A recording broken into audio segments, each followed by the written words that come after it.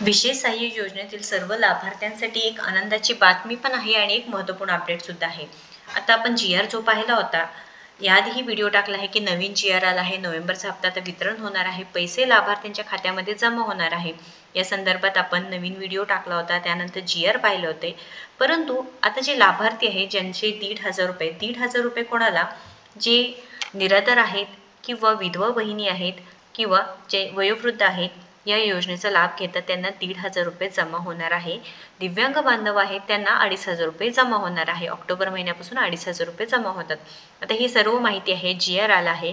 परंतु याआधी म्हणजे 30 ऑक्टोबर रोजी सुद्धा GR आला होता, ज्यामध्ये नोव्हेंबर महिन्याच्या हप्त्याबाबत अपडेट देण्यात आली होती. परंतु 11 नोव्हेंबर 2025 रोजी तुम्ही पाहू शकता, 11 नोव्हेंबर 2025 रोजी एक नवीन GR आला होता, ज्यामध्ये काय माहिती सांगण्यात आली आहे तर पैशाचे वाटप होणार आहे, सगळं खुशखबर आहे, सगळी माहिती आहे.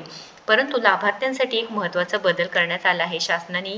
म्हणजेच काय, हा जो GR आहे सामाजिक न्याय व विशेष सहाय्य विभाग महाराष्ट्र शासनाने सांगण्यात आले की जे लाभार्थी आहेत त्यांच्या खात्यामध्ये हे पैसे पाठवून द्या. DBT पोर्टलद्वारे हे पैसे जे काही लाभार्थ्यांना हे पाठवून द्यायचं आहे. परंतु तुम्ही पाहू शकता GR 3 पानी आहे व शेवटच्या पानावरती एक महत्त्वपूर्ण अपडेट आलेली आहे. काय बदल आहे हे आपण या व्हिडिओच्या माध्यमातून पाहणार आहोत. त्याआधी तुम्ही जर आपल्या चॅनलवरती नवीन असाल किंवा अजूनही आपल्याला सबस्क्राईब केलं नसेल तर नक्कीच आपल्याला फॉलो सबस्क्राईब करून घ्यायचं आहे.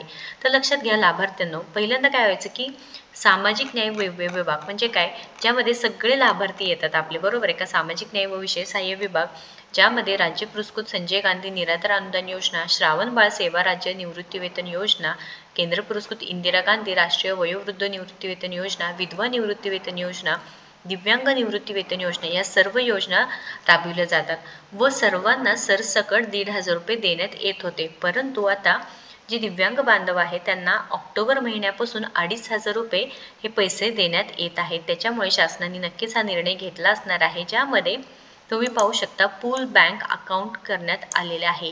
या सुविधेमार्फत प्रदान करण्यात यावी. आता पूल बँक अकाउंट, बऱ्याच जणांना प्रश्न पडला असेल की पूल बँक अकाउंट काय भानगड आहे, म्हणजे पूल बँक अकाउंट म्हणजे काय असतं किंवा मग काय फरक पडणार आहे, आमचे 1,500 आहे किंवा आमचे 2,500 रुपये आहे तर पूल बँक अकाउंटमुळे काय होणार आहे. तर लक्षात घ्या, पूल बँक अकाउंट म्हणजे काय की सब अकाउंट्स होणार आहेत, राईट.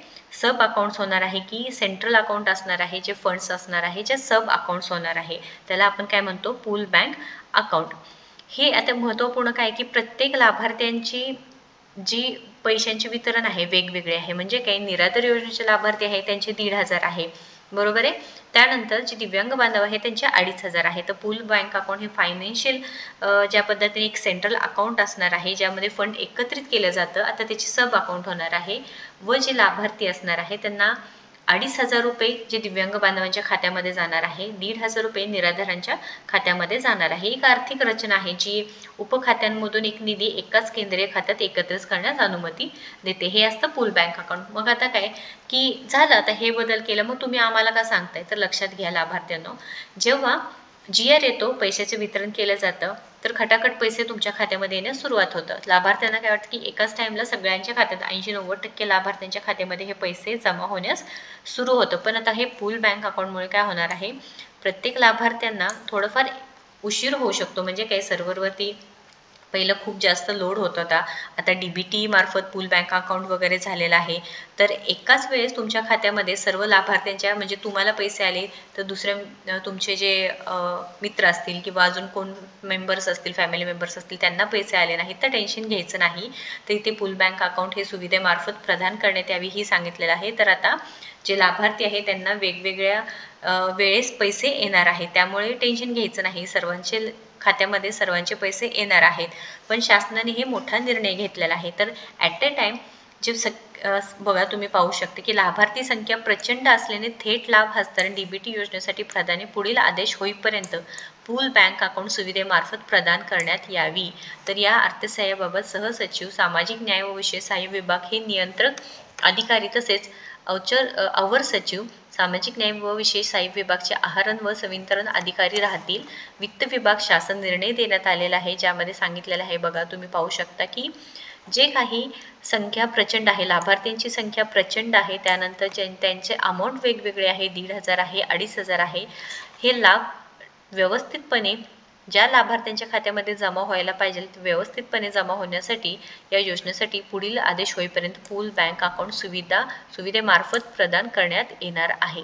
जे तुम्ही जुने GR काढून पाहिले, जे 30 ऑक्टोबरला आलेलं आहे, नोव्हेंबर महिन्याचाच GR आलेला आहे, तर त्यामध्ये हे कोणतेही बदल नाही. तर आता हे सर्व लाभार्थ्यांना महत्त्वपूर्ण अपडेट असणार आहे. पैसे जरी मागे पुढे झाले येण्यास, तरी विलंब झाले किंवा उशीर झाला किंवा आज आले नाहीत तरी टेन्शन घेऊ नका. उद्या येतील, परवा येतील, तुमच्या खात्यामध्ये 100% पैसे येणार आहे. दिव्यांग बांधवांना 2,500 आणि बाकीच्या निराधार योजनेच्या लाभार्थ्यांना 1,500 रुपये. तर महत्त्वपूर्ण माहिती आहे, महत्त्वपूर्ण अपडेट आहे. नोव्हेंबर महिन्याचा हप्ता लवकरच तुमच्या खात्यामध्ये जमा होणार आहे व हे जे पैशांचे वितरण किती झालेलं आहे हे सर्व माहिती यामध्ये दिलेलं आहे. GRची लिंक कोणाला पाहिजे असेल तर लिंक म्हणून कमेंट करा.